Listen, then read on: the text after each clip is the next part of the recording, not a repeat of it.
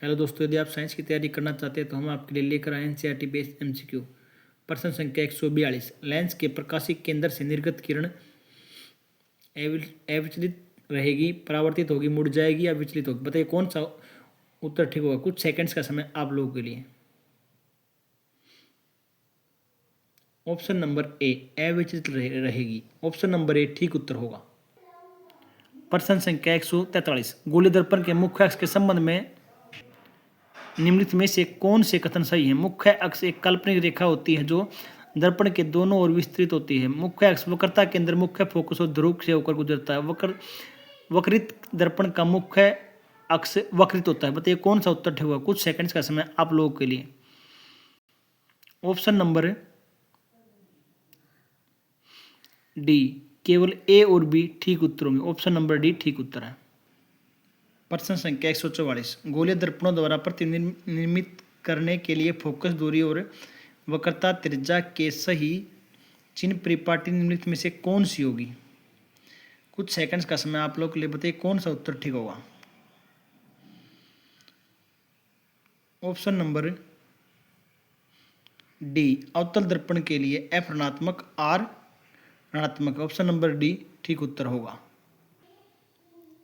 प्रश्न संख्या 145। गोलीय दर्पण के वक्रता केंद्र के संबंध में कौन से कथन सत्य हैं? वक्रता केंद्र उसका भाग होता है, जैसा कटा हुआ भाग होता है। द्वारक उस गोले का व्यास होता है डी। दर्पण जिसका कटा हुआ भाग होता है।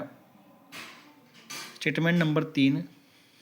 मुख्य फोकस गोलीय दर्पण के ध्रुव पी और वक्रता केंद्र सी के बीच का ठीक मध्य बिंदु होता है। बताइए कौन सा ऑप्शन ठीक होगा। कुछ सेकंड्स का समय आप लोगों के लिए। ऑप्शन नंबर बी ठीक उत्तर होगा। प्रश्न संख्या 146। अपतनाक हवा में प्रकाश की चाल सी और माध्यम में प्रकाश की चाल के मध्य सही संबंध कौन सा होगा? कुछ सेकंड्स का समय आप लोगों के लिए। बताइए कौन सा उत्तर ठीक होगा।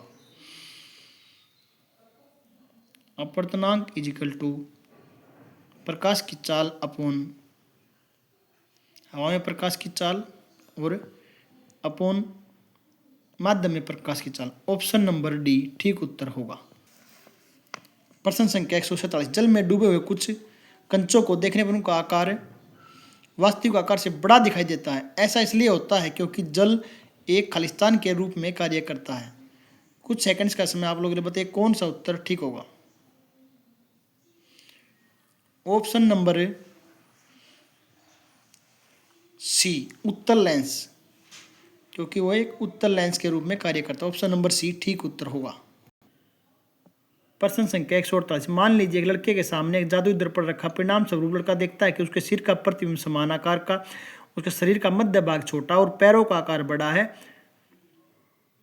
किस प्रतिबिंब को प्रदर्शित करता है? समतल, उत्तर और अवतल, उत्तल अवतल और समतल, समतल अवतल और उत्तल, अवतल समतल और उत्तल। कुछ सेकंड्स का समय आप लोगों के लिए। बताइए कौन सा उत्तर ठीक होगा। ऑप्शन नंबर ए, समतल, उत्तल और अवतल ठीक उत्तर। ऑप्शन नंबर ए ठीक उत्तर होगा। एक लेंस के दो फोकसों को मिलाने वाली रेखा को खालिस्तान कहा जाता है। उपाक्षीय किरण, मुख्य अक्ष, फोकस दूरी, वक्रता की त्रिज्या। कुछ सेकंड्स का समय आप लोगों के लिए। बताइए कौन सा उत्तर ठीक होगा। ऑप्शन नंबर बी, मुख्य अक्ष ठीक उत्तर होगा। Option number B.